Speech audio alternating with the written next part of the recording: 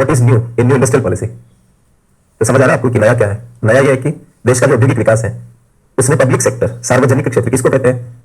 जहां सरकारी उद्योग काम करते हैं, सरकार रहेगी, मतलब इंडस्ट्रियल डेवलपमेंट में गवर्नमेंट रहेगी, तो गवर्नमेंट को पीछे करने की बात है और प्राइवेट सेक्टर को आगे करने की बात है। प्राइवेट सेक्टर संभालेगा कमान और औद्योगिक औद्योगिक नीति बनाता कौन है? सरकार।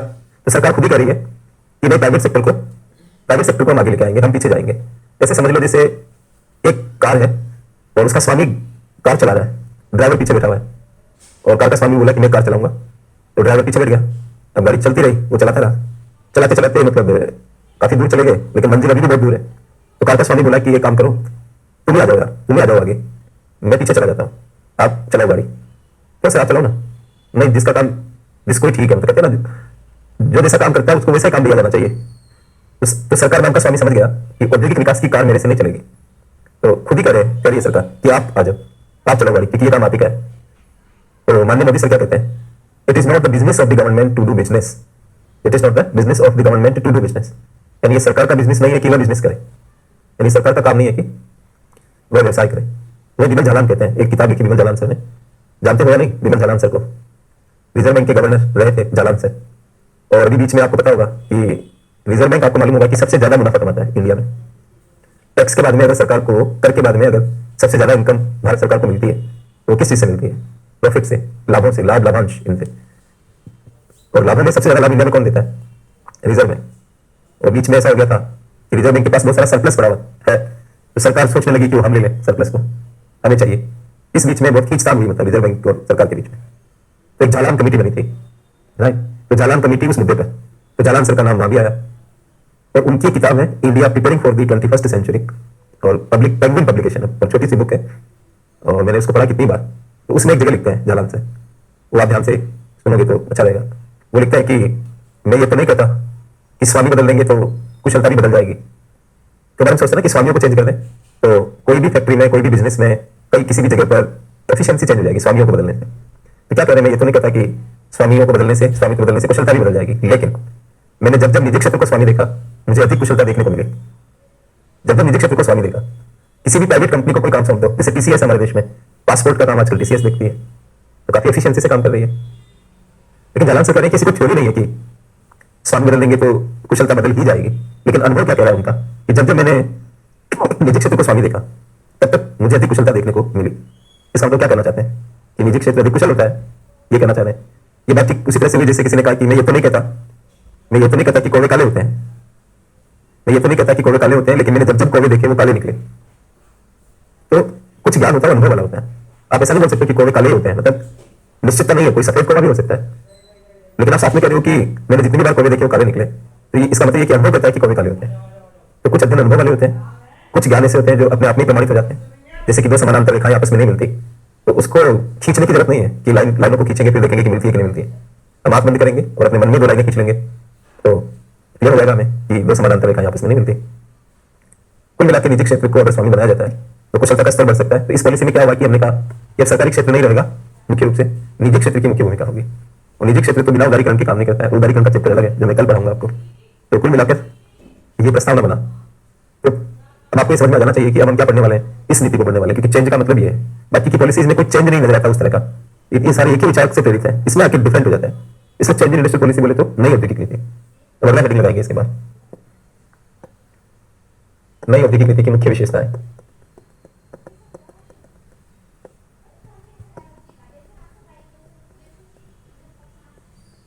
मुख्य विशेषताएं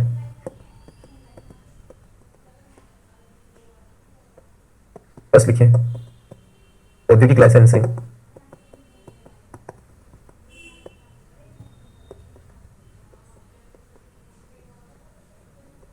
औद्योगिक लाइसेंसिंग को समाप्त किया गया।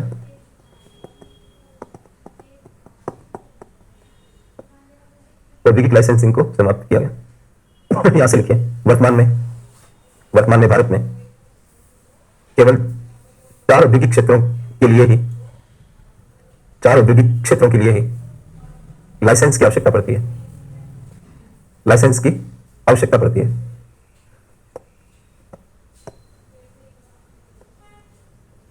इसे एक क्षेत्र औद्योगिक विस्फोटक, खतरनाक रसायन, सिगार, सिगरेट और अन्य तंबाकू पदार्थ,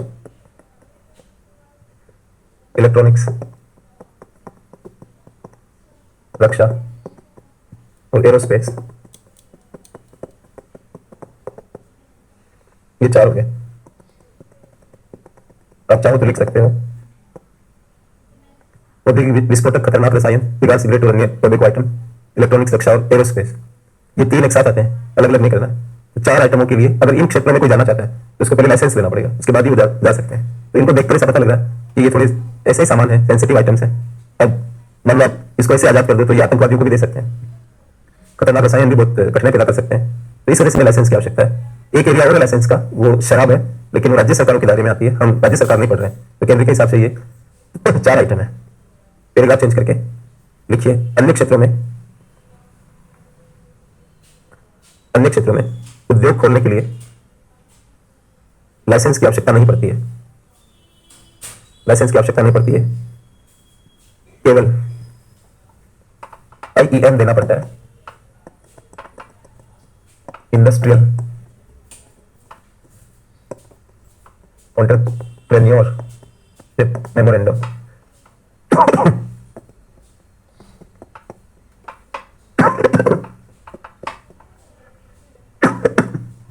इंडस्ट्रियल एंटरप्रेन्योरशिप मेमोरेंडम ये देना पड़ता है, एक प्रकार का ज्ञापन देना पड़ता है कि आप उद्योग चला रहे हैं, लाइसेंस लेने की कोई आवश्यकता नहीं। तो आसानी होगी ना, मतलब लाइसेंस क्या है, एक बाधा है, एक प्रॉब्लम है, और लाइसेंस लेना इजी नहीं होता है। तो हम लाइसेंस को हटा दिए, ये क्षेत्र को छोड़कर जो मैंने आपको लिखा है, तो लोगों के लिए आसान हो गया इंडस्ट्री ओपन करना। लाइसेंस को हटाना एक प्रकार का क्या है, उदारीकरण है, कि आपने नियम को ढीला कर दिया। उदारीकरण क्या है, ढीलापन है, किसी चीज को ढीला कर देना। बाकी तो मैं आपको कल की क्लास में बताऊंगा व्यवस्थित मतलब तरीका क्या है उदारीकरण को समझाने का या लिखने का। फिलहाल लेकिन हम बोलचाल की भाषा में कह रहे हैं कि ढीला कर देना। तो एक औद्योगिक लाइसेंसिंग को हटा दिया गया, राइट। दूसरा लिखिए, सरकार के लिए आरक्षित क्षेत्रों,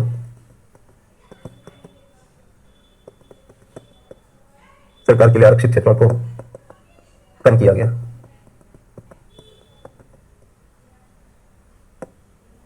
पैराग्राफ चेंज करके यहां से लिखिए, वर्तमान में केवल 2 क्षेत्र ही सरकार के लिए आरक्षित हैं। चाहे तो उनका नाम लिख सकते हो।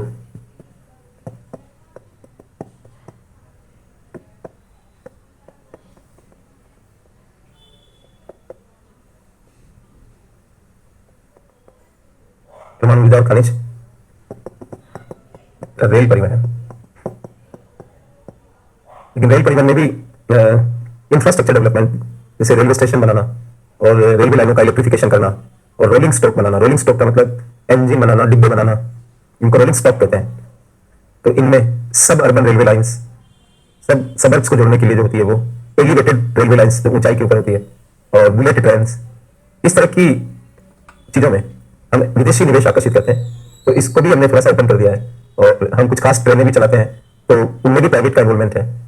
तो ऐसे थोड़ा थोड़ा सोच के इसमें पॉलिसी गवर्नमेंट लिबरलाइज कर रही है। बट जो मेन रेलवे ट्रांसपोर्ट है, जो मेन पैसेंजर मूवमेंट है, भाड़ों का निर्धारण है, ये सारा काम सरकार के अंडर में है।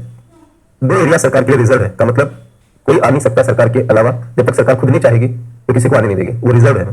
जब हम किसी ट्रेन में अपना सीट रिजर्व करा लेते हैं तो दूसरा नहीं आ सकता, हमारी है। तो ऐसे ये 2 एरिया सरकार के लिए रिजर्व है, इसमें कोई नहीं आ सकता, और कोई आएगा तो सरकार की चॉइस होगी। जैसे मैंने कहा रेल परिवहन में कुछ जगह पे सरकार ने अलाउ किया, तो मेरी बर्थ है तो मेरी इच्छा होगी तो मैं किसी को बिठा सकता हूँ उस पर, नहीं तो नहीं। तो सरकार के लिए आरक्षित क्षेत्र कम कर दिए, तो प्राइवेट सेक्टर को ज्यादा एरिया मिलेंगे काम करने के लिए। तो एक ये मतलब विशेषता है। तीसरा लिखिए, MRTP एक्ट और MRTP कमीशन। MRTP एक्ट के प्रावधान कंपनियों के विस्तार, अधिग्रहण, विलय आदि के मार्ग में एक बड़ी बाधा के रूप में कार्य करते थे। तो ये जो एक्ट था MRTP एक्ट, ये प्रॉब्लम क्रिएट करता था। कोई कंपनी बड़ा होना चाहती थी तो MRTP कमीशन से अनुमति लो, कोई कंपनी किसी दूसरे कंपनी को खरीदना चाहती थी तो उससे परमिशन लो, क्योंकि हमारे दिमाग में ये बन गया था कि ज्यादा बड़ी कंपनी बाजार में मोनोपोली ले आएगी, वो दूसरे फर्मों को जिंदा नहीं रहने देगी। तो हम रोक लगाते थे इस चीज के लिए। इसका फुल फॉर्म क्या है एमआरटीपी का, तो वो मैं लिख रहा हूं,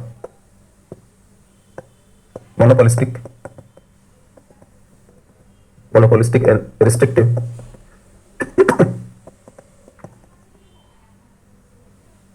ट्रेड प्रैक्टिसेस, एकाधिकारात्मक और व्यापार प्रतिबंधात्मक।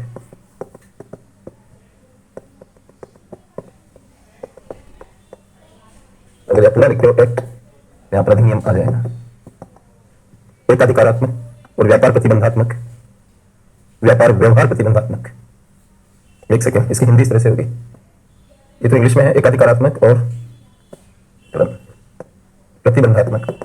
इसे हिंदी को ट्रांसलेट करना, एकाधिकारात्मक और प्रतिबंधात्मक व्यापार व्यवहार अधिनियम। एकाधिकारात्मक और प्रतिबंधात्मक व्यापार व्यवहार। तो ये क्या करता था, कोई कंपनी अगर 100 करोड़ रुपए की हो जाती थी, उसकी जो संपत्ति की वैल्यू 100 करोड़ की हो जाती थी, तो उसको एमआरटीपी कंपनी बोलते थे, और वो एमआरटीपी आयोग की हिट लिस्ट में शामिल हो जाती थी। वो उस पर कड़ी नजर रखते थे और उसको विस्तार नहीं करने देते थे। अब कई बार आपको टेक्नोलॉजी बदलनी पड़ती है, ज्यादा खर्च करना पड़ता है, ताकि साइज बड़ी हो जाएगी, क्योंकि मशीनें महंगी है, तो फिर वैल्यू भी बढ़ेगी 100 करोड़ से, लेकिन वो मना कर रहा है। इस तरह की फसावट हो जाती थी, तो फिर विकास कैसे होगा, औद्योगिक विकास कैसे होगा? तो हमने उस चीज को अबोलिश कर दिया। राइट, तो एक विशेषता इस तरह की है, एमआरटीपी एक्ट और एमआरटीपी कमीशन को हटाया गया। चौथा लिखिए, फोर्थ,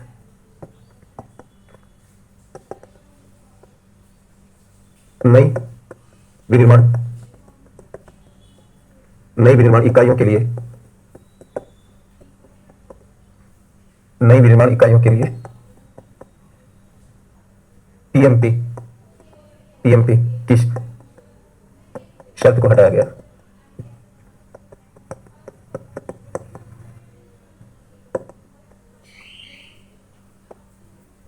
पैराग्राफ बनाकर लिखिए, नई औद्योगिक नीति से पहले, नई औद्योगिक नीति से पहले बाहर से कच्चा माल आयात करने वाली, बाहर से कच्चा माल आयात करने वाली विनिर्माण इकाइयों को सरकार के साथ एक समझौता करके,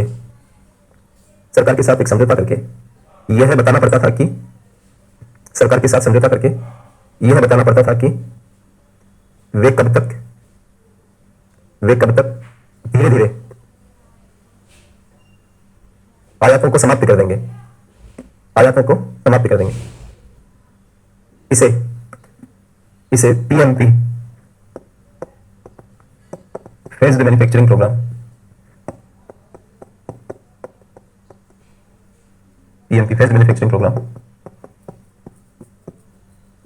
कहा जाता था। फेज्ड मैन्युफैक्चरिंग प्रोग्राम कहा जाता था। तो बाहर से जो भी माल का आयात होता था, और यहाँ पर माल, तो कोई भी सामान बना रहे हो, कच्चा माल बाहर से ले रहे हैं, तो उनको सरकार के साथ एक कॉन्ट्रैक्ट करके बताना पड़ता था कि कितने वर्षों में धीरे धीरे बाहर का माल कम करते करते बिल्कुल समाप्त कर देंगे और घरेलू बाजार से लेना शुरू कर देंगे। ऐसा सिस्टम होता था इसमें पीएमपी के तहत। पैराग्राफ चेंज करके फिर लिखिए, नई औद्योगिक नीति में यह कहा गया कि नई विनिर्माण इकाइयों के लिए पीएमपी की व्यवस्था लागू नहीं होगी। ये भी एक प्रकार का उदारीकरण हो गया। तो इस तरह से बाकी ब्रेक के बाद करते हैं, 10 मिनट का छोटा सा ब्रेक लेते हैं, फिर और इसको आगे बढ़ाते हैं। Thank you.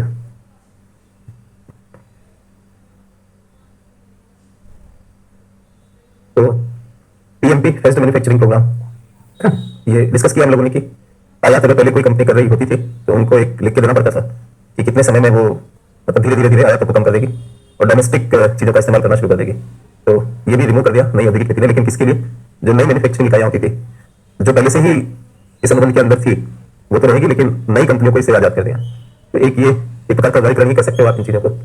5वां लिखें,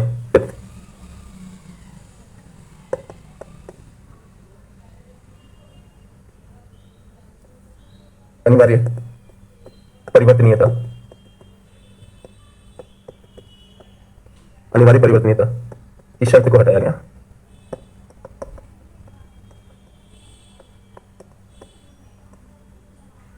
अनिवार्य परिवर्तनीयता की शर्त को हटाया गया। लिखिए यहां से, नई औद्योगिक नीति से पहले, नई औद्योगिक नीति से पहले यदि कोई औद्योगिक इकाई, यदि कोई औद्योगिक इकाई किसी वित्तीय संस्थान से, किसी वित्तीय संस्थान से लिए गए ऋणों को, लिए गए ऋणों को वापस नहीं लौटा पाती थी, वापस नहीं लौटा पाती थी, तो उन ऋणों को अनिवार्य रूप से, उन ऋणों को अनिवार्य रूप से इक्विटी, इक्विटी में बदलना पड़ता था, इक्विटी में बदलना पड़ता था, जिसके कारण, जिसके कारण वित्तीय संस्थानों का, वित्तीय संस्थानों का प्रबंधन पर, वित्तीय संस्थानों का प्रबंधन पर नियंत्रण हो जाता था, वित्तीय संस्थानों का प्रबंधन पर नियंत्रण हो जाता था। फिर एक बार चेंज करिए, नई औद्योगिक नीति में इस परिवर्तनीयता, इस परिवर्तनीयता की शर्त को हटा दिया गया, हटा दिया गया, पूर्ण विराम लगाइए और फिर समझिए। जैसे वित्तीय संस्थान, जो मतलब वित्तीय संस्थान लंबे समय के लोन देते हैं और बैंकों से अलग होते हैं। जो बैंक होते हैं वो वित्तीय संस्थान नहीं कहलाते हैं। ऐसे लगता है कि वो वित्तीय संस्थान है क्योंकि फाइनेंस में काम कर रहे हैं। वित्तीय संस्थान उनको कहते हैं लंबे समय का लोन देते हैं, 15 साल, 20 साल, 25 साल, इस टाइप का लोन देते हैं, उनको वित्तीय संस्थान कहते हैं। उनको डेवलपमेंट बैंक भी कहते हैं। तो कोई भी वित्तीय संस्थान अगर इस नीति से पहले किसी उद्योग को ऋण देता था और वो उद्योग उसको वापस नहीं कर पाता था, तो सारे के सारे ऋण किसमें कन्वर्ट हो जाते थे? इक्विटी में कन्वर्ट हो जाते थे। इक्विटी क्या है मैं इसको डिटेल में पढ़ाऊंगा, जब आपको पीटी की क्लास लूंगा तब मैं विस्तार से समझाऊंगा। लेकिन फिलहाल इसको समझने के लिए इक्विटी क्या है, एक प्रकार का शेयर है ये। और शेयर क्या करता है? भागीदारी देता है, स्वामित्व देता है। मतलब आपको ये शेयर क्या करता है? स्वामित्व देता है, भागीदारी देता है, मताधिकार देता है, लाभों में हिस्सा देता है। मतलब भागीदारी में आ गया, लेकिन मैं अलग से देता हूं। लाभ हो या हानि हो उसमें आपको रहना पड़ता है। तो शेयर दो प्रकार के होते हैं, एक इक्विटी होता है, एक और होता है अधिमान अंश पत्र कहते हैं, अधिमान शेयर कहते हैं उनको। सही मायने में शेयर यही है, वो उतना बढ़िया वाला नहीं है। तो अभी आप काम चलाओ मतलब, तो अगर ऋण को आप इक्विटी में बदलोगे तो वित्तीय संस्थान उसका स्वामी बन जाएगा, क्योंकि इक्विटी एक शेयर है और शेयर क्या करता है? स्वामित्व देता है, भागीदारी, निर्णय में भागीदारी दे देता है, वोट डाल सकते हो, नफा नुकसान में आपका हिस्सा रहेगा। तो ऋण में और शेयर में क्या अंतर होता है? ऋण में तो आपको ब्याज मिलता है, जैसे मैंने किसी को ऋण दिया तो मुझे सामने वाला व्यक्ति ब्याज देगा, मैं भागीदारी नहीं कर सकता उसके बिजनेस में, उसको भागीदारी नहीं कहते हैं। वो कहेगा सर आपको हम ब्याज देते हैं, आप क्यों हमारे बिजनेस में इन्वॉल्व होते हो? तो मैं कहूंगा नहीं, मैं तो ऐसे ही कह रहा था, मुझे कोई मतलब नहीं है, आप तो मुझे मेरा ब्याज देते रहना और पैसा जब समय पूरा हो जाता है तो मुझे वापस कर देना। इसमें पैसा वापस नहीं होता है। अच्छा, वित्तीय संस्थान भी समझ गया कि ये लोन मेरा वापस नहीं दे रहा, तो वो कह रहा है कि चलो नहीं दे रहे हो तो मुझे स्वामी बना दो उतनी प्रॉपर्टी का, मैं स्वामी बन जाता हूँ, तो कुछ तो मेरे हाथ में रहेगा। ये ठीक ऐसे हुआ जैसे कि गांव के 10 लोगों ने एक बैंक से भैंसों के लिए लोन लिया कि भाई हम भैंस खरीदेंगे और दूध का व्यवसाय करेंगे, और बाद में क्या हुआ कि 10 लोगों ने किस्त देना बंद कर दिया। तो बैंक मैनेजर ने सोचा कि हम इनकी भैंस खोल के ले आते हैं। उसने एक आदमी भेजा कि जाओ 10 लोगों से संपर्क करो और उनको कहो कि ये भैंस पे लोन लिया हुआ है, हम ले जा रहे हैं इनको, तुम्हारा लोन माफ है, इसको कि सर हम भैंस का क्या करेंगे कि हम खुद दूध निकाल के बेचेंगे और क्या करेंगे। तो ये वैसा ही हो गया यहाँ पर कि आप कंपनी में चला पा रहे हो, हमारा पैसा नहीं दे पा रहे हो, तो ज्यादा अच्छा है कि जितने का हमारा लोन है उतने का स्वामी बना दो आप। तो इससे तो हड़कंप मच जाएगा कंपनियों में कि भाई वित्तीय संस्थान हमारा स्वामी बन रहा है, हमारी इज्जत का सवाल है और लोग क्या कहेंगे, मैनेजमेंट उनके हाथ में आ जाएगा, वो चलाने लगेंगे तो हमारी बदनामी होगी। तो एक प्रकार का भय बनता था उनके दिमाग में। तो नई औद्योगिक नीति ने कहा कि अब आप ऐसा नहीं कर सकते हो, मतलब वित्तीय संस्थान ऋण को इक्विटी में नहीं बदल पाएंगे, ऐसा नई औद्योगिक नीति में बोला गया। तो इसका मतलब जो उद्यमी है उनके लिए ज्यादा रास्ता क्लियर हो गया। उनको पहले से भी मालूम चल गया कि इनकेस हम लोन नहीं दे पाए तो हमारी संपत्ति के स्वामी नहीं बनेंगे। लेकिन बहुत समय गुजरता गया, हमारे देश में एक नई समस्या खड़ी हो गई, एनपीए की प्रॉब्लम खड़ी हो गई, जो अखबारों में आप पढ़ते हैं। विजय माल्या से लेकर कई सारे लोग बैंकों का पैसा खा गए।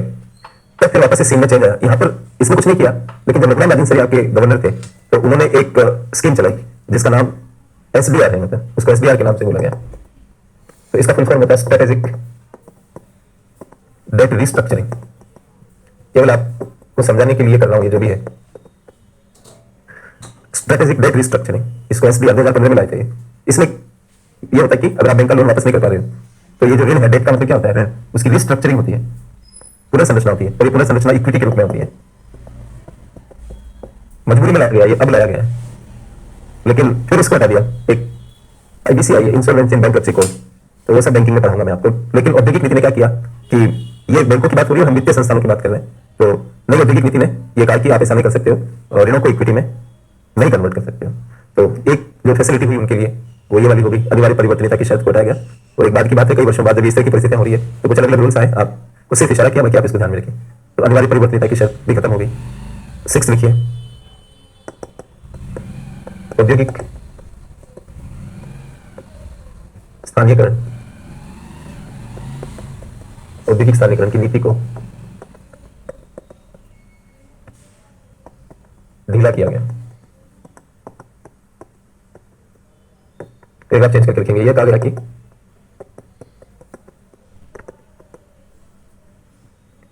10 लाख से कम आबादी, 10 लाख से कम आबादी वाले शहरों में उद्योग खोलने से पहले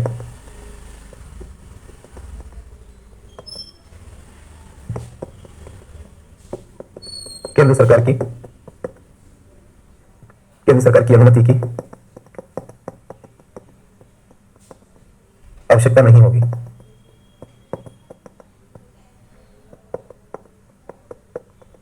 कोमा लगाइए।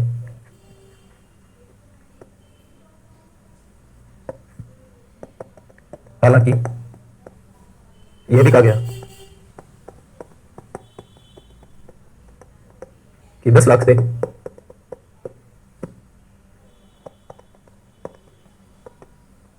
अधिक आबादी वाले शहरों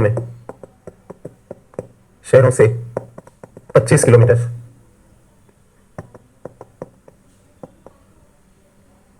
हालांकि यह भी कहा गया कि 10 लाख से अधिक आबादी वाले शहरों से 25 किलोमीटर की दूरी में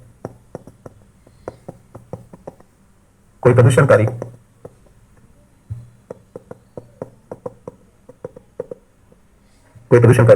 उद्योग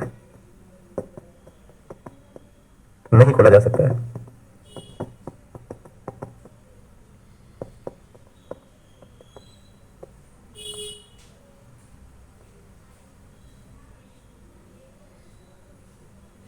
थोड़ा एनवायरमेंट पोल्यूशन वगैरह को ध्यान में रखकर है, अदरवाइज मतलब कम से कम ये है कि 10 लाख से कम आबादी वाले शहरों में अगर आपको उद्योग खोलना तो केंद्र सरकार, या लाइसेंस की बात नहीं हो रही है, परमिशन की बात हो रही है। लाइसेंस तो अलग चीज रहती है, तो आपको केंद्र सरकार से पूछना नहीं है कि हम खोले कि नहीं खोले होते। बट इतना जरूर कहा गया है कि अगर 10 लाख से अधिक आबादी वाले शहर हैं तो 25 किलोमीटर की दूरी में कोई ऐसा उद्योग नहीं लगाएंगे जो प्रदूषण करता हो।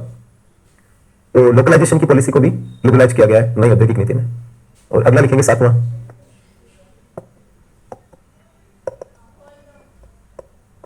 विदेशी निवेश और तकनीकी का उदारीकरण।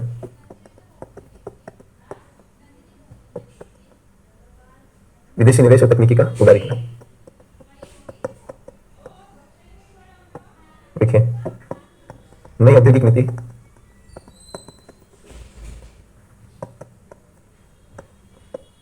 विदेशी निवेश और तकनीकी, तो नई औद्योगिक नीति विदेशी निवेश और तकनीकी के उदारीकरण पर जोर देती है। कुछ अपवादों को छोड़ दो अगर आप, तो बाकी सभी क्षेत्रों में एफडीआई अलाउड है इंडिया में।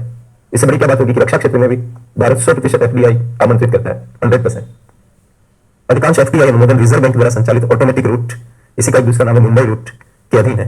तो ये अपने आप में उदारीकरण को दिखाता है।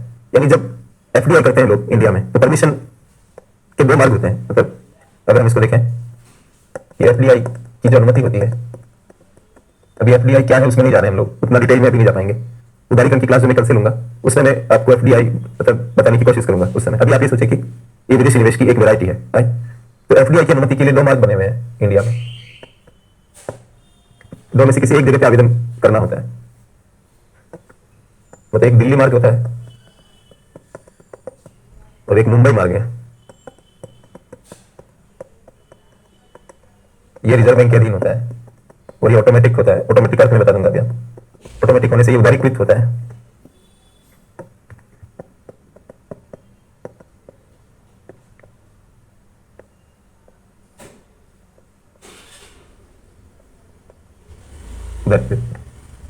एक बार मैं बना लूं फिर आपको समझाता हूं। दिल्ली मार्ग सेंट्रल मिनिस्ट्रीज होते हैं,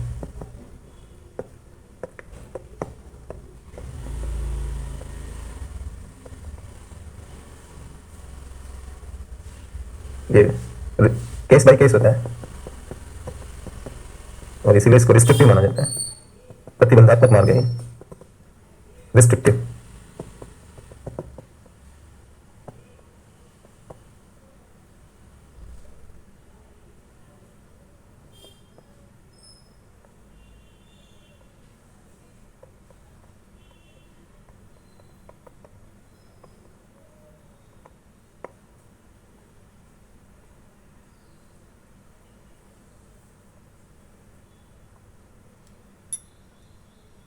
जो दिल्ली मार्ग है, अभी केंद्रीय मंत्रालय देख रहे हैं इसको। पहले इसमें ये बोर्ड होता था, फॉरेन इन्वेस्टमेंट प्रमोशन बोर्ड, अभी हटा दिया गया, मैंने लिख दिया।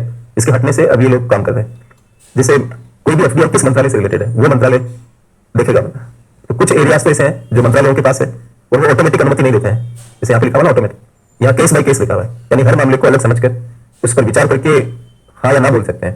ऑटोमेटिक परमिशन नहीं है। इसमें क्या होता है, आरबीआई के पास जितने एरिया है, वो एरिया के आवेदन आरबीआई के पास जाएंगे, और अगर कोई भी निवेशक बाहर का है, वो सभी शर्तें पूरी कर रहा है, जो भी हमारी सरकार की कंडीशंस हैं उनको पूरा कर रहा है, तो उसको अनुमति मिलेगी मिलेगी, ऑटोमेटिक है। जैसे आप यूपीएससी का फॉर्म भरते हो, तो क्या मान के चलते हो कि परमिशन लेटर आएगा ही आएगा? यूपीएससी ने ऐसा थोड़ी बोल रखा है कि आप जो फॉर्म भरोगे तो हम विचार करके बताएंगे आपको कि किसको एग्जाम में आना है और किसको एग्जाम में नहीं आना है। ऐसा तो यूपीएससी नहीं करती है।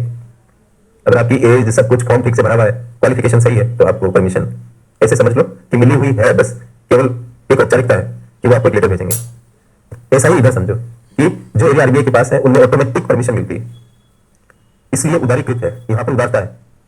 अब 90% एरिया इसके पास है, इससे ज्यादा उदारीकरण आप क्या लेके आओगे? और कुछ एक क्षेत्र ही जो है वो इस रूट पे है, बस इस रूट में ऑटोमेटिक नहीं है। ऑटोमेटिक नहीं होने की वजह से इसको हम थोड़ा कंट्रोल्ड वाला रास्ता मान रहे हैं, प्रतिबंधात्मक वाला रास्ता मान रहे हैं। तो आपको समझ आ रहा होगा कि एफडीआई को लेकर हमारे यहाँ उदारीकरण है, राइट। और तकनीकी तो निवेश के साथ ही आ जाती है। क्या आप फूल की खुशबू को फूल से अलग कर सकते हो?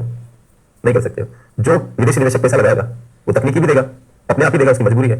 नहीं तकनीकी देगा तो उसको घाटा जाएगा, क्योंकि अगर इंडिया में पुरानी तकनीकी से काम हो रहा है, पैसा विदेशी ने लगा रखा है, तो उसका लॉस नहीं होगा। तो वो खुद सिखाएगा कि भाई हाँ नहीं आप ऐसे करो। तो यही चीज है कि तकनीकी अपने आप मिल जाती है।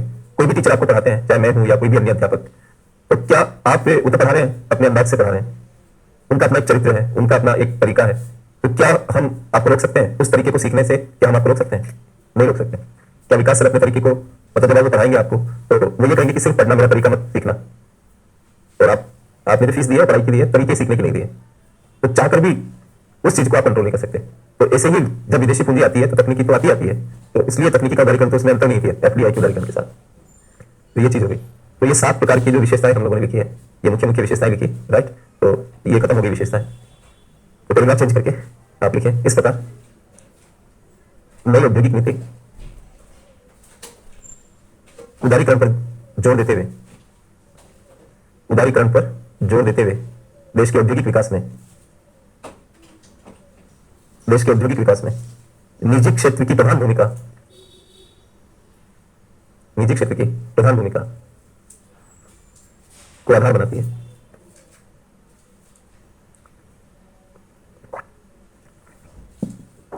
पूर्ण विराम लगाइए। अब अगला हेडिंग लगाएंगे,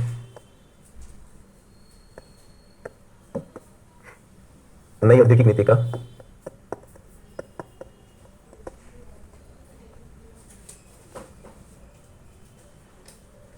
नई औद्योगिक नीति का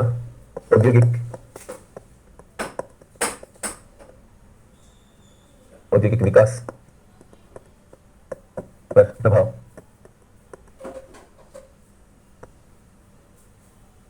इसमें बहुत सारे डिबेट्स हैं और वो बताई स्तर के हैं।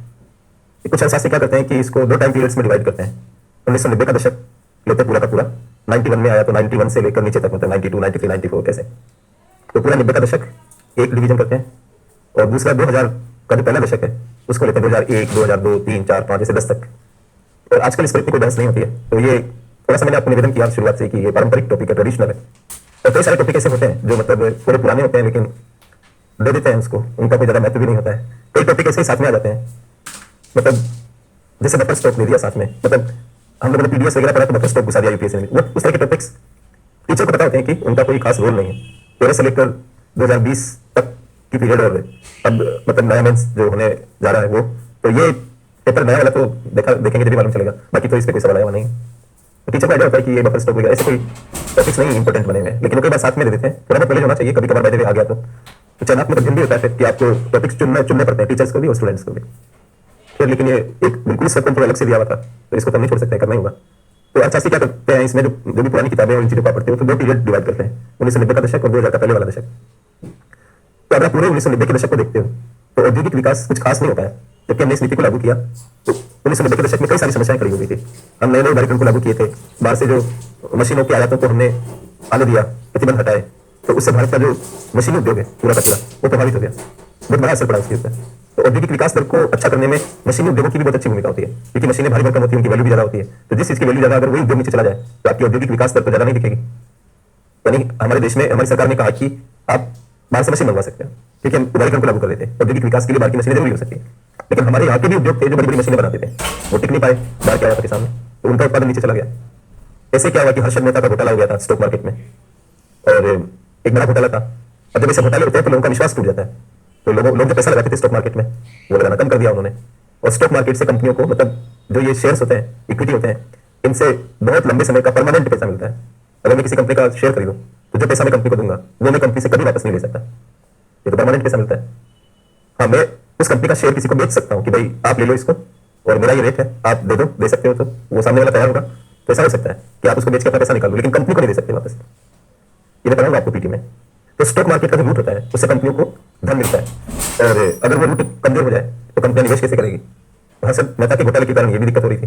बैंकों के एनपीए बढ़े हुए थे, जैसे कि अभी बढ़ रहे हैं, ऐसे उस समय भी बढ़ रहे थे। तो कोई भी क्षेत्र में उद्योगों का विकास करने के लिए पैसा चाहिए और बैंकों का पैसा वापस नहीं आ रहा है, तो वो उद्योगों को पैसा कैसे देंगे, धन उधार कैसे देंगे। वहां भी मामला फंसा था। आइलैंड में संकट आ गया था, बाहर वालों ने पैसे लगाए थे, वहां पे संकट आ गया था, वो पैसा निकालने लगे, तो उसका असर हमारे ऊपर भी पड़ रहा था। तो ऐसे कई माहौल बन गए थे उस पीरियड में कि हम सोच रहे थे कि नई औद्योगिक नीति आई तो अच्छा औद्योगिक विकास होगा, वो नहीं हो पाया। लेकिन 2000 का जो पहला दशक था उसमें अच्छा उछाल देखने को मिलता है, कम से कम 2007-8 तक। फिर उसके बाद में अमेरिका में आर्थिक संकट आता है और फिर वहां पर फिर प्रॉब्लम हो जाती है। उसके बाद से लेकर अभी तक इंडस्ट्रियल ग्रोथ में कोई दम नहीं है। तो ओवरऑल आप कह सकते हो कि पूरा का पूरा जो पोस्ट रिफॉर्म पीरियड है, उदारीकरण लागू करने के बाद का जो पीरियड है, उसमें औद्योगिक विकास दर का जो निष्पादन है वो अच्छा नहीं रहा। तो हम अलग अलग पीरियड को डिवाइड नहीं करेंगे, हम जनरलाइज्ड वे में लिखेंगे, राइट। तो ये तो आपने हेडिंग लगा लिया होगा, इसके बाद आप यहां से लिखना शुरू करें इस तरह से। यदि संपूर्ण, ये सवाल आया अभी है, इसी रूप में आया हुआ है जैसे मैं लिखा रहा हूं अभी। यदि संपूर्ण पोस्ट रिफॉर्म, रिफॉर्म का मतलब क्या है, उदारीकरण को रिफॉर्म करें, यदि संपूर्ण पोस्ट रिफॉर्म पीरियड को देखा जाए तो औद्योगिक विकास दर का निष्पादन यानी कि परफॉर्मेंस संतोषप्रद नहीं रहा है।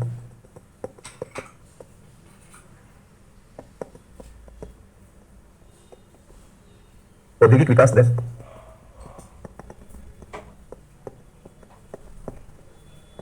का औसत स्तर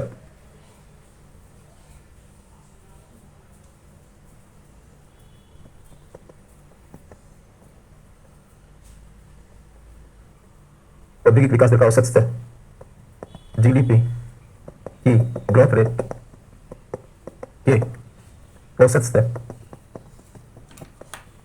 से भी कम रहा है।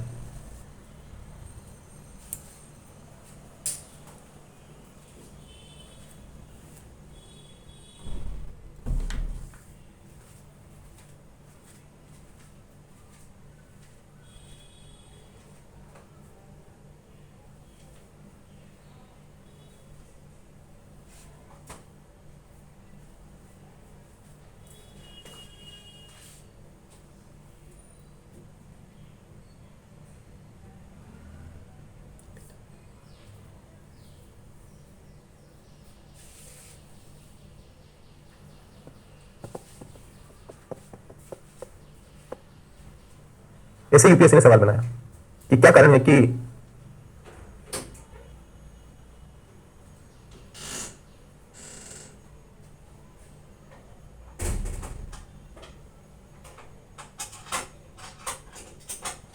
जो इंडस्ट्रियल ग्रोथ रेट है, जिसको हम हिंदी में औद्योगिक विकास दर लिख रहे हैं, उसका निष्पादन जीडीपी की जो ग्रोथ रेट है उससे भी कमजोर रहा। इसके पीछे क्या कारण है?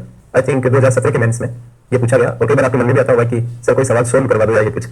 आपकी जितनी भी नोटबुक है जो आपने क्लास में बनाई, इसमें सारे सवाल सोल्व हो रहे हैं, ऐसे समझ लो। उनकी जो लेखन है वो उसी तरह का है। थोड़ा बार बार पढ़ोगे नोट्स को तो आपको बार बार अलग अलग विचार दिखेंगे उस छोटे से नोटबुक में जो हम क्लास में तैयार करते हैं। उसमें कई अलग अलग आयाम नजर आएंगे, जितनी बार आप पढ़ोगे उतनी बार। औद्योगिक विकास दर का औसत स्तर जीडीपी की ग्रोथ रेट के औसत स्तर से भी कम रहा है। आगे लिखिए, इस संदर्भ में निम्न कारणों को मुख्य रूप से उत्तरदायी माना जा सकता है। उत्तरदायी माना जा सकता है। तो ऐसे कुछ 6-7 कारण हम लिखेंगे, राइट, और वो सब आप लोग भी मोरली जानते हो। तो फर्स्ट लिखेंगे आप, सबसे मेजर कमी क्या है इंडिया की? वर्ल्ड क्लास इंफ्रा की कमी है ना, विश्व स्तरीय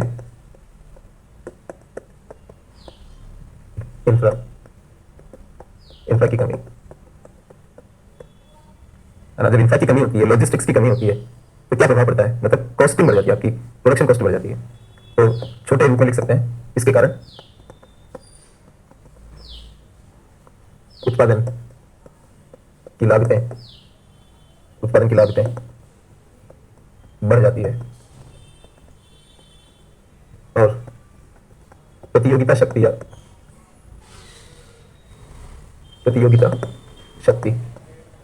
कमजोर हो जाती है।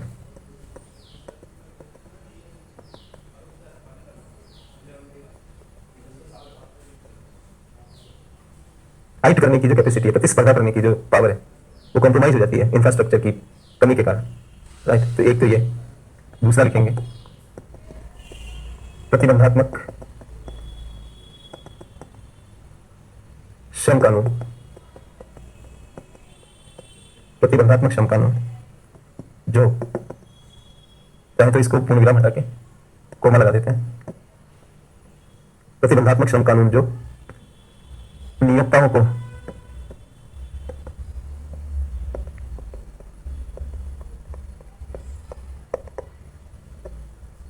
हायर एंड फायर के मामले में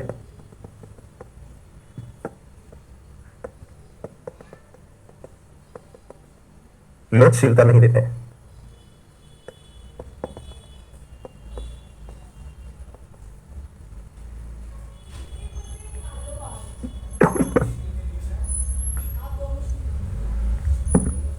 हायर का मतलब लगाना, फायर का मतलब हटाना। अब कोई नियोक्ता यानी कि एम्प्लॉयर ये चाहता है कि आदमी मेरे काम का नहीं है, उत्पादक नहीं है, तो मैं इसको बाहर निकाल दूं। लेकिन भारत के श्रम कानून इतने ज्यादा जटिल हैं कि उसको बाहर करना बहुत मुश्किल है। मतलब घर जमाई की तरह हो जाता है। एक श्रमिक अगर उसका वो एक बार तरीके से अगर उसकी भर्ती कर दिया आपने प्रॉपर ढंग से, तो it becomes almost impossible to remove. तो वो बेचारे कैसे, मतलब उत्पादकता कैसे बढ़ेगी फिर? और उत्पादकता नहीं होगी तो आप कॉम्पिटिशन नहीं कर पाओगे। तो भारत के प्रतिबंधात्मक श्रम कानून जो नियोक्ताओं को हायर एंड फायर के मामले में फ्लेक्सिबिलिटी नहीं देते, लोचशीलता नहीं देते। तीसरा लिखिए, थर्ड,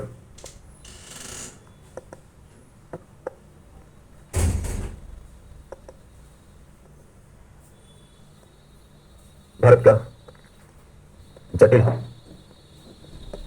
व्यावसायिक वातावरण।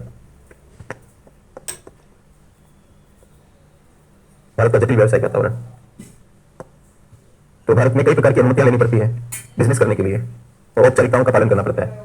तो इस पर काम हुआ है, ईज ऑफ डूइंग बिजनेस के जो पैरामीटर्स होते हैं उनको लेकर भारत में काम हुआ, लेकिन फिर भी कई सारी जगह जैसे कॉन्ट्रैक्ट को एनफोर्स करना, इसमें हम सबसे पीछे चल रहे हैं। प्रॉपर्टी का रजिस्ट्रेशन, ऐसे 10 पैरामीटर होते हैं वर्ल्ड बैंक के हिसाब से। तो इंप्रूवमेंट हो रहा है, लेकिन फिर भी जितना होना चाहिए उतना नहीं है। तो जटिल व्यवसायिक वातावरण के कारण क्या होता है? उत्पादकता कम हो जाती है।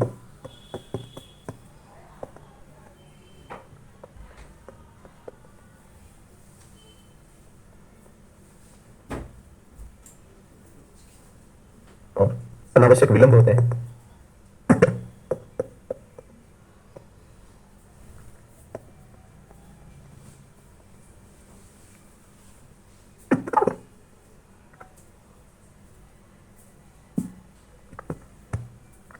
चौथा लिखिए, तकनीकी को धीमी गति से लागू करना।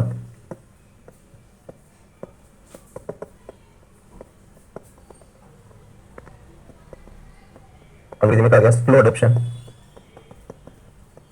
Of technology.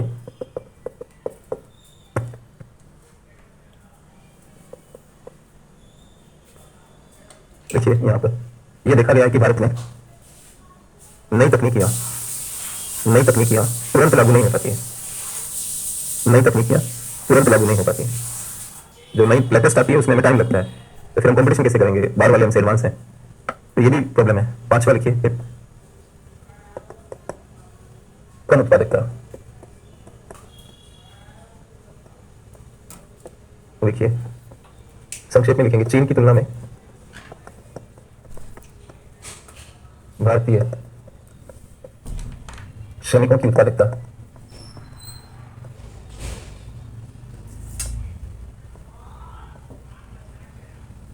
1/3, एक तिहाई, 1/3 पाई गई है।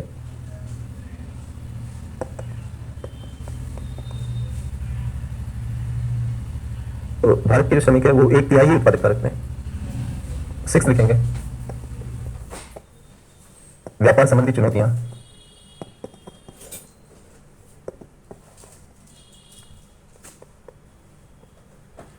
इसमें 2 फैक्टर हैं, अमेरिका जैसे राष्ट्रों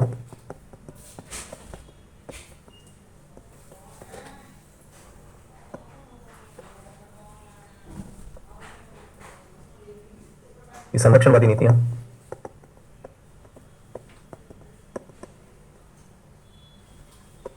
और दूसरा है चीन और एफटीए राष्ट्रों के सस्ते माल से प्रतिस्पर्धा।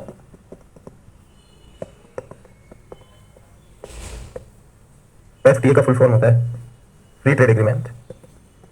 जिन राष्ट्रों के साथ आप मुक्त व्यापार समझौता करते हो, इसका मतलब होता है कि आप टैक्स नहीं लगाते हो उनके साथ, उनका कोई भी माल आएगा टैक्स नहीं लगाओगे। तो चीन के माल पर हम टैक्स लगाते हैं, उसके साथ एफटीए नहीं, लेकिन कई राष्ट्र ऐसे हैं जिनके साथ हमने समझौता कर रखा है, तो उनसे भी सस्ता माल आ रहा है, चीन से भी आ रहा है, जो हमारे उद्योग टक्कर नहीं ले पा रहे हैं। ये मतलब हुआ इसका। तो व्यापार संबंधी चुनौतियां आ रही है। और लास्ट लिखेंगे R&D, रिसर्च एंड डेवलपमेंट पर कम खर्च। हमारे देश में R&D पर जब तक नवाचार नहीं होगा, खोज भी नहीं होगी, रिसर्च नहीं होगा, तो नए उत्पाद नहीं बना पाएंगे हम। और लोग नए उत्पाद चाहते हैं, तो लिखिए इसमें, तो लिखिए भारत में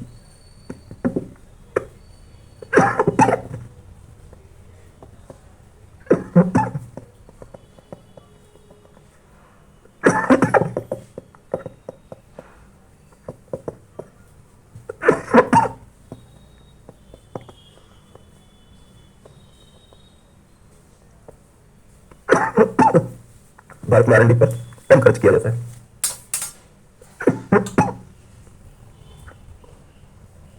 आगे लिखिए, एक अनुमान के अनुसार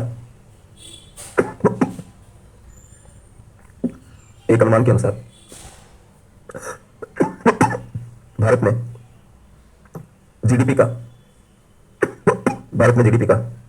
0.6% भाग ही R&D पर खर्च किया जाता है, जबकि इजराइल और दक्षिणी कोरिया में यह अनुपात 4% से भी अधिक है। 4% से भी अधिक है। तो वो लोग इतना ज्यादा खर्च कर रहे हैं, हम लोग 0.6% पे चल रहे हैं। तो जाहिर सी बात है कि हमारे पास नए प्रोडक्ट नहीं होंगे, और बाजार में अपनी धाक जमाने के लिए, अपनी पहचान बनाने के लिए नए प्रोडक्ट चाहिए। तो ये 7 कारण आप मेंशन कर सकते हो। एक बार चेंज करके लिखिए इस प्रकार कोमल गति लिखिए, भारत में कई कारणों से औद्योगिक विकास दर का निष्पादन आशानुकूल नहीं रहा है। पूर्ण विराम लगे। ये उन बच्चों की तरह हो गया जिनके माता पिता ने उदारीकरण तो कर दिया कि आप जाओ यूपीएससी की तैयारी करो और बाकी चीज पे ध्यान नहीं दिया। तो केवल छूट देने से, किसी क्षेत्र में छूट देने से विकास कैसे हो जाएगा? मैं अपनी डॉक्टर को कह दूं, अपने बेटे को कह दूं कि जाओ मैं तुम्हें छूट देता हूं, कि जो तुम्हें करना सो तुम कर सकते हो, मेरे से पूछने की जरूरत नहीं है। यही है ना उदारीकरण। हमसे मत पूछो, छूट दे दी, जब तुम्हारी इच्छा हो तब पढ़ो, जो विषय रखना वो रखो, जैसे करना सो करो। क्या इससे उनका विकास हो जाएगा? विकास के लिए एक ये चीज जरूरी है, ये कह सकते हो आप, लेकिन मुझे ये भी देखना पड़ेगा कि उनके पास टेबल कुर्सी है या नहीं है, उनके पास आईपैड वगैरह या लैपटॉप या कंप्यूटर है या नहीं है, घर में बिजली आती है कि नहीं आती है, वो ठीक से खाना खा पा रहे हैं कि नहीं खा पा रहे हैं, न्यूट्रिशनल आइटम ले पा रहे हैं कि नहीं ले पा रहे हैं। तो कई लोग समझ नहीं पाते हैं।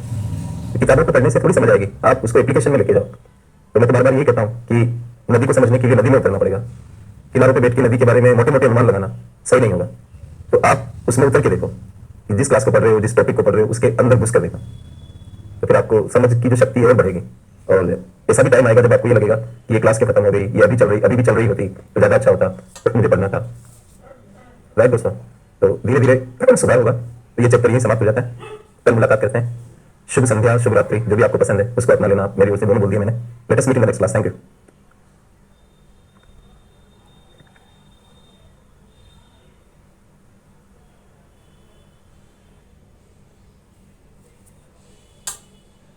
नई औद्योगिक नीति में नया क्या है, जैसे अंग्रेजी में कहेंगे what is new industrial policy. और अगला भाग लिखिए इसका, नई औद्योगिक नीति की कुछ मुख्य विशेषताएं बताइए।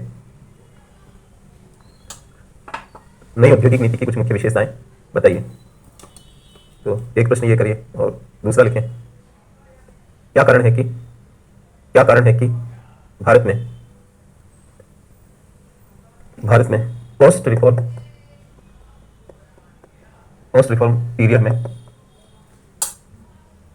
पीरियड में औद्योगिक विकास दर का निष्पादन अच्छा नहीं रहा है।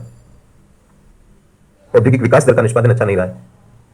ये सवाल आया हुआ भी है यूपीएससी मेंस में। तो ये दो ही प्रश्न बनते हैं, उन पर आप काम करें। अब हम नया चैप्टर ले रहे हैं, बोर्ड पर लिख रहा हूं,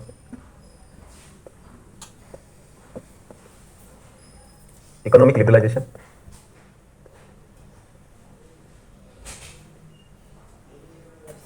and its impact on Indian economy। Hindi में कहेंगे इसे आर्थिक उदारीकरण।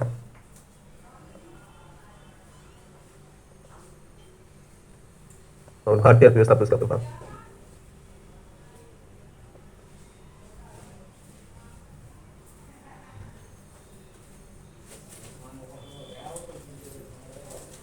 ये नया चैप्टर है हम लोगों का, आर्थिक उदारीकरण और भारतीय अर्थव्यवस्था पर उसका प्रभाव। सबसे पहले जैसा कि हम आमतौर पर करते हैं, प्रस्तावना लिखते हैं। और ये जो उदारीकरण है ये दो जगह है आपके सिलेबस में, एक जीएस फर्स्ट में भी है, आर्थिक उदारीकरण का भारतीय समाज पर प्रभाव। तो समाज को हमें नहीं पढ़ना है इकोनॉमिक्स की क्लास में, हमें ये देखना है कि इकोनॉमी के ऊपर क्या इंपैक्ट पड़ा। जैसे एक व्यक्ति होता है तो एक व्यक्ति के कई पहलू होते हैं, मतलब उसका आर्थिक पहलू भी होता है, सामाजिक पहलू भी होता है, राजनीतिक पहलू भी होता है। तो आर्थिक पहलू में हम क्या देखते हैं कि वो व्यक्ति के पास क्या साधन है, कमाने का क्या सोर्स है, किस तरह के खर्चे करता है, ये अलग बात हुई। सामाजिक पक्ष में देखते हैं कि समाज के साथ उसका क्या कनेक्शन है, समाज में उठना बैठना उसका किस तरह का है, समाज में मान्यता कैसी है, रिस्पेक्ट कैसा है, समावेश कैसा है। और राजनीतिक पक्ष में हम देखते हैं कि भाई उसके पास राजनीतिक पकड़ पहुंच कैसी है, मत देने का अधिकार है या नहीं है, इस तरह की बातें। तो वैसे एक देश होता है, देश के भी अलग अलग पक्ष होते हैं। तो हमें तो आर्थिक पक्ष पर सीमित रखना अपने आपको इस टॉपिक के हिसाब से। आर्थिक उदारीकरण का भारतीय अर्थव्यवस्था पर प्रभाव, भारतीय समाज नहीं है, भारतीय अर्थव्यवस्था है। तो टॉपिक भी अंडरस्टैंड होना चाहिए, पहली बात तो यह है। दूसरी बात क्या है, ये टॉपिक आया क्यों यूपीएससी में, इसको देने की वजह क्या है। कल का टॉपिक भी जो हमने पढ़ा वो और आज का टॉपिक, कल नई औद्योगिक नीति को पढ़ा था हमने मुख्य रूप से, वो भी कब आई थी, 1991 में आई थी। और उदारीकरण भी भारत में कब से लागू हुआ, 1991 में। और यूपीएससी का जो नया पैटर्न है मेंस का, जो ये 4 पेपर होते हैं, GS first, second, third, fourth जो है, एक ऑप्शनल और इस तरह का, ये 2013 में पहली बार इसका मेंस हुआ था। तो इसका सिलेबस बना था 2011 के आसपास। तो जब इस सिलेबस को तैयार किया जा रहा होगा तो वो पीरियड 11 के आसपास की पीरियड थी और ये लागू है 91 में। तो 91 से लेकर 2011 तक का पीरियड आप देखते हो तो 20 साल का पीरियड रहता है, 20 साल का टाइम रहता है। ये एक नई पॉलिसी थी हमारे देश में, औद्योगिक नीति भी नहीं थी। तो 20 साल के पीरियड में आप किसी भी नई पॉलिसी का परीक्षण कर सकते हो कि वो पॉलिसी कामयाब रही या फिर नहीं रही। 20 साल का टाइम खूब लंबा होता है और यही कारण संभवतः रहा होगा कि यूपीएससी ने ये दिया इंपैक्ट को पूछ रहा है, it's impact on Indian economy. और कल का टॉपिक भी कैसा था, औद्योगिक नीति में परिवर्तन और औद्योगिक विकास पर उसका प्रभाव। तो कल मैंने आपको समझाया था कि औद्योगिक नीति के परिवर्तन से क्या मतलब है। 6 औद्योगिक नीतियां भारत में डिक्लेयर हुई, लेकिन हम नई औद्योगिक नीति किसको बोलते हैं, 91 की औद्योगिक नीति को नया बोलते हैं। तो उसमें क्या फर्क था वो मैंने कल आपको समझाया। तो उसको भी 20 साल हो गए थे और इसको भी 20 साल हो गए थे, तो दोनों के परफॉर्मेंस को यूपीएससी पूछ रहा था। तो ऐसे आप थोड़ा सा माइंड अप्लाई करके समझ सकते हो कि ये टॉपिक क्यों आया, इसमें क्यों हमें पढ़ाया जा रहा है ये। ठीक है, हम लिखना शुरू करते हैं और बाकी बातें जो है पढ़ने के दौरान करेंगे, जैसे जैसे चीज़ें आएगी बातचीत होती रहेगी। तो आप यहाँ से लिखना शुरू करें। भारत में आर्थिक उदारीकरण को मुख्य रूप से 1991 में शुरू किया गया। 1991 में शुरू किया गया, पूर्ण विराम लगाइए। हमने ये भाषा क्यों लिखी, मुख्य रूप से। हम चाहते तो ये भी लिख सकते थे कि भारत में आर्थिक उदारीकरण को 1991 में शुरू किया गया, लेकिन हमने मुख्य शब्द लगाना पसंद किया। तो कई लोगों की तो आदत होती है कि कुछ शब्द ऐसे लिखते हैं चाहे उसकी कोई वजह नहीं हो। लेकिन वो आदत मेरी नहीं है। मैं तो कोई कारण होता है तो कोई शब्द लिखवाता हूँ।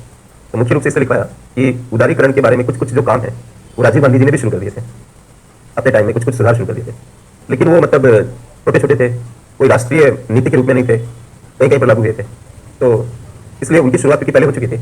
इसलिए हमें ये लिखना पड़ रहा है कि मुख्य रूप से प्राइमरीली ये 91 से शुरू माना जाता है। तो आपने क्या लिखा? आपने ये लिखा कि भारत में आर्थिक उदारीकरण को मुख्य रूप से 1991 में शुरू किया गया। आगे लिखिए, भारत में लागू की गई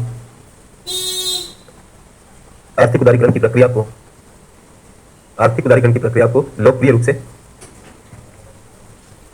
से न्यू इकोनॉमिक पॉलिसी, नई आर्थिक नीति, न्यू इकोनॉमिक पॉलिसी या policy of LPG, new economic policy या पॉलिसी ऑफ एलपीजी के नाम से संबोधित किया जाता है, और इसको बहुत ध्यान से पढ़ना पड़ेगा, है ना। इस टॉपिक में अगर आप मतलब कैजुअल अप्रोच के साथ इस क्लास में बैठे हुए हो तो ये पूरा का पूरा बाउंस करेगा, समझ नहीं आएगा। और इसमें मैं कुछ नहीं कर सकता, उदारीकरण को मैं बदल कर कुछ और नहीं कर सकता। जो है वैसा ही टॉपिक तो वैसा ही रहेगा। इकोनॉमिक्स इतिहास नहीं बन सकता और इतिहास इकोनॉमिक्स नहीं बन सकता। अटल बिहारी वाजपेयी जी ने कहा कि हम दोस्त बदल सकते हैं, पड़ोसी नहीं बदल सकते। तो हमारे कोई भी विषय में भी ऐसा ही कुछ है कि हम इकोनॉमिक्स की नेचर को कैसे चेंज कर देंगे। तो तरीका क्या है फिर? तो मैं सरलता से पढ़ाऊँ आपको और आप एकाग्रता से पढ़ें और समझें उस चीज़ को। तो ध्यान इधर करने से फिर प्रॉब्लम होगी। तो मैंने आग्रह कर दिया आपसे, बाकी आपको देखना है। एलपीजी का मतलब तो जान ही रहे होंगे, लिबरलाइजेशन, प्राइवेटाइजेशन, ग्लोबलाइजेशन के नाम से भी इसको लोकप्रिय रूप से जाना जाता है, नई आर्थिक नीति भी कहा जाता है। राइट, पैराग्राफ चेंज करिए। ठीक है, भारत में लागू किए गए आर्थिक उदारीकरण को निम्न दो भागों में बांटा जा सकता है।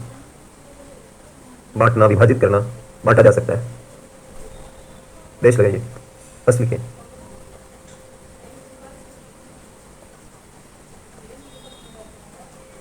भारत की घरेलू अर्थव्यवस्था का उदारीकरण।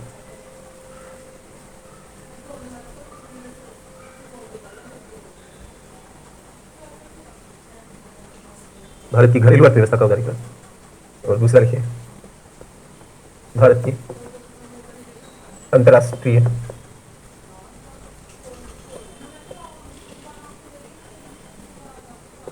अर्थव्यवस्था का उदारीकरण। भारत की घरेलू अर्थव्यवस्था का उदारीकरण और भारत की अंतर्राष्ट्रीय अर्थव्यवस्था का उदारीकरण। जैसे एक व्यक्ति होता है तो घर में कैसे रहता है, बाहर कैसे रहता है, बाहर का उसका रूप, घर का उसका रूप अलग अलग होता है ना। उसी तरह से एक कंट्री है, साइड दो है। उसकी अंदर की साइड है जिसको घरेलू अर्थव्यवस्था कह सकते हो आप, एक उसकी बाहर की साइड है, इंटरनेशनल साइड। तो उस वाली साइड को इंटरनेशनल इकोनॉमी कह सकते हो और घर वाली साइड को डोमेस्टिक इकोनॉमी कह सकते हो। ऐसे हम तोड़ के पढ़ रहे हैं। तो उदारीकरण की दो स्टेजेस बनाए हम। अब आप पैराग्राफ चेंज करके लिखो, भारत की घरेलू अर्थव्यवस्था के उदारीकरण के अंतर्गत, भारत की घरेलू अर्थव्यवस्था के उदारीकरण के अंतर्गत विभिन्न प्रकार की आर्थिक गतिविधियों, कोमा लगाकर लिखिए, विशेष रूप से औद्योगिक गतिविधियों को संपादित करने से जुड़े हुए विभिन्न प्रकार के कठोर नियमों, प्रतिबंधों, औपचारिकताओं, नियंत्रणों आदि को या तो हटा दिया गया